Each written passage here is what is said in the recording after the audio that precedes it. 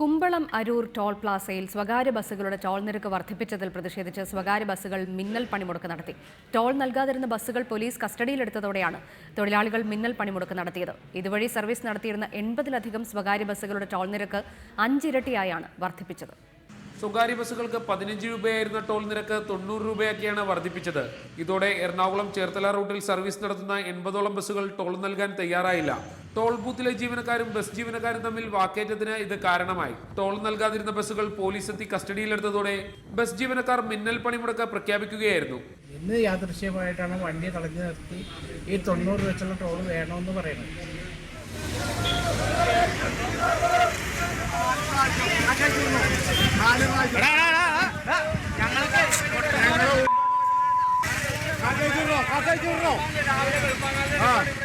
Bus ജീവനക്കാർ police സ്റ്റേഷനിലേക്ക് March സംഘടിപ്പിച്ചു. ടോൾ നിരക്ക് വർദ്ധിപ്പിച്ചതിനെതിരെ വരും ദിവസവും പ്രതിഷേധം നടത്താനാണ് ബസ് ഉടമകളുടെയും ജീവനക്കാരുടെയും തീരുമാനം. റിപ്പോർട്ടർ, കൊച്ചി.